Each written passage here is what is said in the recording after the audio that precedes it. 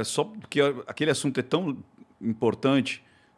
O assassino, eu vi que você não quer falar o nome dele. Não dou ibope. É isso. O assassino da Daniela estava conversando com a Glória Maria e dando várias versões. Então, às vezes, então vamos voltar para esse ponto, porque tem muita coisa para contar desse caso. Pode ser assim? Claro, você viu. Porque a gente deu uma barrigada aí pro Pacto Brutal, participei.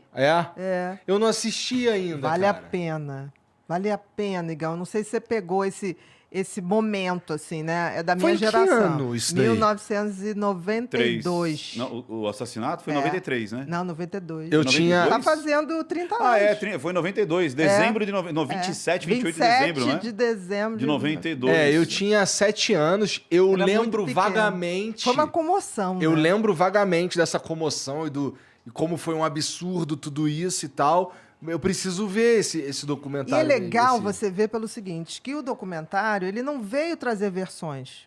Ele já foi julgado. Isso. Ele veio trazer provas documentais, de testemunha, né? Que até hoje, muita gente, quando vai falar, fala assim, não era aquela atriz que tinha caso com o parceiro de trabalho? Nunca teve. Nunca teve. É o lance da mídia, né? O quanto que a mídia... manipulou aquela história. E virou um folhetim. A própria Glória falou, né? Precisava de um folhetim para vender. Exatamente. E o próprio advogado acabou acrescentando que tinha um diretor italiano que sabia. Mas eles faziam o quê? Eles contracenavam na novela? Era uma parada assim, eles né? eles era um par, né? Que, na realidade, o par romântico da Dani era o Fábio Assunção. Seria o Fábio Assunção, já estava na sinopse da novela. E aí, no início, ela tem um relacionamento com Bira, não é? Com o personagem lá do assassino. E eles desmancham. Quando desmanchou e começou a chegar o roteiro das gravações, ele já não sendo mais, e que a novela caminhava para o que era o planejado, Fábio Assunção, ele surtou. E ele começou, tipo assim, não, fala com a sua mãe, tem que trocar. E ela falou, não vou. Isso não existe, ninguém influencia minha mãe, não vou fazer isso. E aí ele começou assim, obsessivamente. E aí tramou lá a questão, e não sei se você viu, né? Tinha todo um simbolismo de uma coisa meio magia negra ali, né? Tinha. Uma semana antes foi limpar o terreno lá, porque tinha que ser uma coisa perto de uma árvore, na última lua cheia do mês, e aquela coisa de você tirar o coração, né? Aquilo é uma oferenda, né?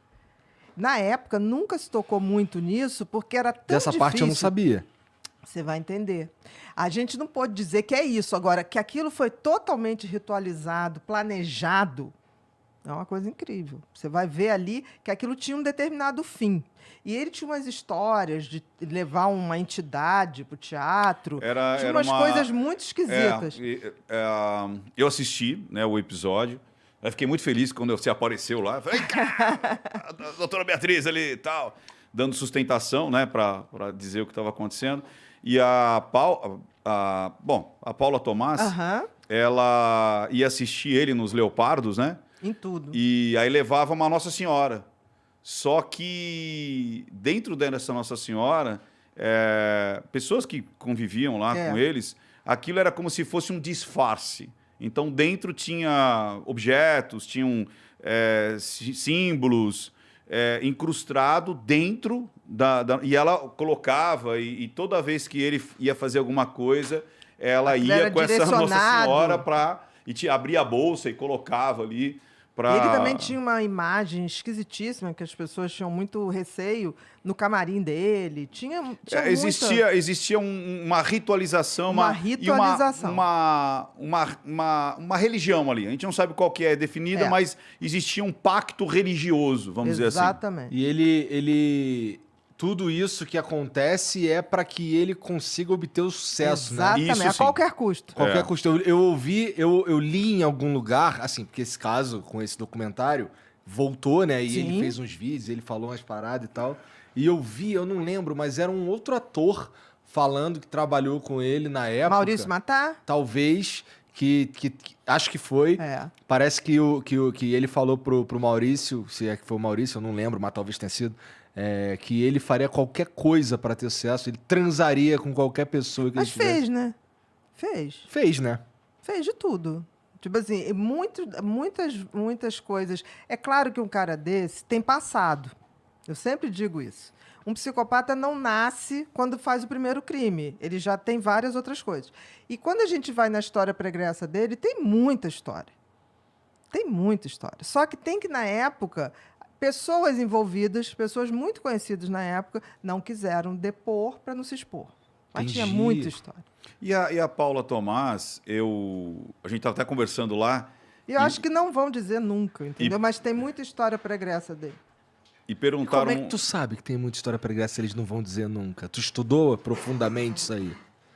Olha, chegou uma época na minha vida, depois que eu lancei o Mentes Perigosas, a ex... Porque, assim, ele casou com a Paula, depois casou novamente com uma outra mulher que se chamava Paula, e o Tomás é dele. Então, reproduziu o nome. Uhum. Aí teve uma hora que se separou. E aí ele começou a namorar uma outra pessoa. Essa outra pessoa entrou em contato comigo do nada, assim, nos directs da vida e das redes sociais, e começou a falar, ele não mudou nada, ele é isso, isso, isso. Me falou de coisas que aconteciam na igreja que ele frequenta hoje. E aí chegou uma hora que eu falei, olha, eu posso te ouvir, mas eu não posso fazer nada. É uma decisão sua. Você está com ele, né? Aí depois, muito tempo depois, ela falou assim, não, me separei, aquilo é uma maluquice, tem umas coisas muito esquisitas. Eu falei, para e pensa, né? Porque quem sou eu para falar alguma coisa? Mas eu senti que ela queria que eu tomasse uma atitude. Eu não posso tomar uma atitude, até porque era a vida dela. Uma então, atitude? Que atitude que ela queria que não você sei, tomasse? as pessoas acham, né? Atribuem tipo, a gente... Ou que você vai poderes, pulverizar, poderes vai postar. de... Eu faço uma análise. Para denunciar um pessoa, crime lá no Maranhão, crime, sabe? Tipo assim, eu não sou da polícia. Quem denuncia o crime é quem sofreu o crime. Uhum. Entendeu? Não posso, olha, vou denunciar. Não é bem assim que funciona. Bia, olhando, lógico, não querendo fechar diagnóstico, longe disso, mas opinião. Como a gente sempre falou, a gente pode ter opinião. Pela sua opinião profissional, você tem mais medo da Paula Tomás ou do outro? Mais dela, da assassina. Que, diga-se de passagem, é de uma frieza inacreditável. Ela era o poder por trás dele. Ela que pautou toda a carreira dele. E ela topava essa coisa da relação aberta para que ele fosse à caça. Mas tudo tinha que reverter para o casal. Então, e se você pensar bem, ele no júri, por exemplo, Igor, ele é tão exibicionista, tão narcisista, que ele no júri, ele simplesmente deu um show. Ele pegou ali o palquinho, que é um júri, e ele começou a fazer a voz da Dani, a voz da mulher, a voz dele, encenar aquilo. Foi patético. E ali todo o juiz ficou muito impressionado com aquilo, porque ele não estava nem aí mesmo. Ele aproveitou para fazer a cena dele. A outra, até hoje, diz que nunca esteve lá. Apesar de ter sido condenada, porque tem provas que ela estava lá. Né? O advogado Hugo, que já faleceu, né? Reconheceu, né? E ela diz, eu nunca estive lá. Eu nunca estive lá. Você sabe, Igor, que essa parte da... Ela é de uma frieza... Essa parte da encenação foi bem interessante. Quando eu fiz a análise... Puta, eu não vi essa porra. Vai vendo, eu fiz a análise de... Tem que ver, porque é uma aula de psicopatia, né? É uma aula de você ler os autos, de tudo que foi feito para não se chegar à conclusão, como as testemunhas foram... como é que se diz? Para não falar. Coagidas. Foram coagidas, né? Pessoas simples, que viram ele dando soco nela e jogando ela dentro do carro. Porque as pessoas diziam, por que aquela menina foi encontrar com ele num terreno baldio? Nunca foi. Já foi desmaiada. Né? Foi levada, não foi encontrar com ninguém, entendeu? Essa parte que ele faz a encenação no tribunal do júri, você sabe que a Glória entrou em contato comigo porque foi assim, ele fez a entrevista com o Marcelo Rezende em 2012. Lembro. Eu fiz essa análise do Marcelo Rezende em 2012 em 2016. E quando eu faço a análise, mas foi assim, eu coloquei poucas horas, eu recebo um e-mail da Glória. Na realidade, ela entrou em contato pelo Facebook pedindo, me dá um e-mail. Falei, pronto, vou ser processado. Aí eu dei um e-mail, ela mandou um e-mail desse tamanho, mandando o processo. Não o processo. Não, esclarecendo os fatos. Ela mandou foto, mandou depoimento, perícia, um monte de coisa. E eu não estava entendendo nada, mas foi assim mandou um monte de coisa. Aí eu falei assim, Glória, você é mãe. Se você quer que eu tire a análise, eu tiro agora. E ela falou, não, é o contrário. Eu queria que você estivesse lá no tribunal do júri. Porque o que você está materializando aqui, que eu fiz a análise da linguagem silenciosa, a gente viu lá, só que a gente não conseguiu traduzir em palavras. Exatamente. Porque ele fez um psicogeográfico. Ele se colocava na cena. Então, assim, quando ele conta assim, não, naquele dia eu fui no shopping, aí não sei o quê, a Paula estava no carro e blá, blá, blá, fomos em onde, deixei a Paula não sei o quê, papá. Aí quando vai para aquela cena que eu acho que até hoje ele ninguém... desvia, ele deriva. Ele chega e fala Sabe assim, a coisa da mentira? Aí eu estava aqui... Aí ela entrou por aqui, eu dei uma gravata, ela tropeça, aí eu digo, não! Aí a Paula fala, eu vejo um lampejar de uma faca e não sei o quê. Eu falo, meu Deus, o que você fez? Eu falo, cara, esse cara tá atuando. Claro. E ele estava atuando na terceira pessoa, ou seja, ele se colocou dentro da cena, porque uma das características é para você não errar a mentira. Porque se você coloca dentro da cena, fica mais fácil para você lembrar o que você planejou. Aí ela falou, ele fez isso lá, Ricardo. Ele fez isso lá, a Glória contando.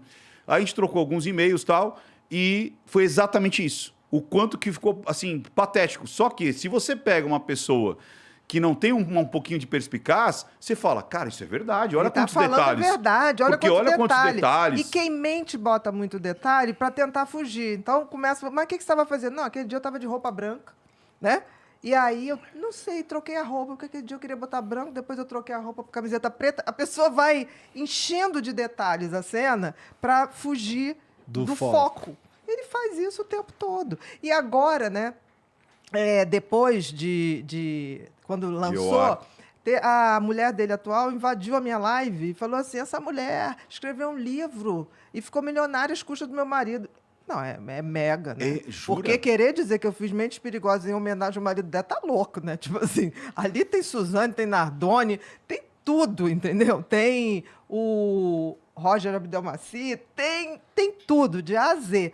E aí... Só gente boa, hein, Bia? É só gente boa, né? O que eu vou fazer, né? Mas todo mundo julgado, tá? Porque senão aí dá o processo, né? Julgado, condenado, bonitinho, julgado, daí você pode falar e tal. Aí eu posso, Sim. Porque aí não tô mais influindo naquilo. Essa esposa dele, Bia, você acha atual? que... como essa que entrou na... Vou falar só um termo técnico, mas a gente...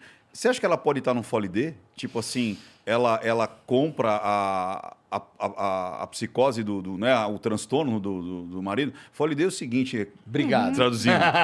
Porque a pessoa não é doente, não tem os transtornos, mas por ela ter, às vezes, uma mente mais recessiva, mais influenciável. Mais influenciável, ela começa a pegar os padrões do cara que é, ou da pessoa que é doente. Olha, o que você acha? Eu acho que, como um bom psicopata, ele é extremamente manipulador, um psicopata não entra na tua vida sem antes ter estudado. Boa. Lembre-se que é 100% razão, 0 emoção. Então, ele, quando vai entrar na tua vida, ele já estudou tudo. E pode ser mulher também. Então, ele vai falar o que o outro quer ouvir, a música predileta. Você vai ficar assim, gente, achei minha alma gêmea. Né? Eu tenho o maior medo disso. E aí, eu acho que ele entrou na vida dela também dessa forma. Convivendo numa religião, numa determinada igreja, que era um grupo fechado. Então, eu acho que ela é aquele tipo de mulher que acredita mesmo. Entendi. Acredita que ele está totalmente regenerado. Eu acho que acredita. E aí, num primeiro momento, assim que saiu a série, ele vai para a rede social, né? Ele vai lá dizer assim, porque eu queria falar, que eu tenho uma coisa para dizer. Ele sempre tem uma coisa para dizer. Quando ele foi no programa do Ratinho, ele ficou 2 horas para dizer, e o Ratinho falou, então diga. Não, mas é que eu não sei o quê, porque as pessoas... Ele vai botando gente, um diretor de filme, não sei aonde, ele vai criando uma lenha que nada dá em nada. E aí ele tinha mais coisa para dizer e achou um absurdo ele não ter sido entrevistado no documentário. E aí teve alguém da Folha de São Paulo dizendo que achou que realmente fosse um erro. Eu falei, gente, as pessoas estão perturbadas. Porque, olha, esse não é um documentário de um crime que não foi julgado. Aquilo já foi julgado. Isso foi feito para restabelecer a imagem da Dani. Porque até hoje ele inventou tanta história que tem gente que fala, não, mas ela teve um caso com ele. Ela teve não sei o quê. Não Putz, teve nada. Eu jurava que ela teve um caso com ele. Mas a você mídia. e a galera do Flamengo e do Corinthians. Então, isso foi para restabelecer uma verdade que está nos autos. Está lá, as testemunhas, tudo, tudo, tudo. E aí ele querendo dar a versão dele, não tem versão. Onde já se viu isso? Aí você vê com aquela arrogância, ele falando, não, me chamaram para falar, mas ninguém chamou nada. Ele tem a necessidade de falar. E aí o que aconteceu? A coisa foi tomando uma repercussão grande, né? Hoje já é o mais visto da América Latina, da Olha. HBO, né? E ultrapassando... HBO Max. Assistirei HBO hoje. Max. E não esperava o sucesso que ia ter, porque num streaming fechado, não é aberto. E a coisa estourou a ponto de estar sendo vendido em camelô, Eita! lá no Rio, na Uruguaiana. A última vez que isso aconteceu, gente, Saudades da Uruguai. Eu chamava de fonte quando era moleque. Exatamente. E aí, a última vez que aconteceu isso foi Tropa de Elite. É verdade. Caraca. Então, assim, quando eu vi, tipo assim, saiu no UOL, quebra a bolha da Elite e está sendo vendido, eu falei, gente, chegou no povo. Chegou ali, né? A verdade. O que aconteceu? Ele, depois de falar isso, veio uma avalanche de gente. Ele foi, gravou, uma semana depois, um depoimento pedindo perdão. Que foi uma pressão da igreja, né? Eu fiz análise disso aí. Que não tem um sentimento de arrependimento. Dá pra ver que um cara é psicopata fazendo essas análises, Ricardo? Muitos Dá, indícios. Muitos indícios. Muitos Você consegue ver. indícios. Você consegue ver muitos traços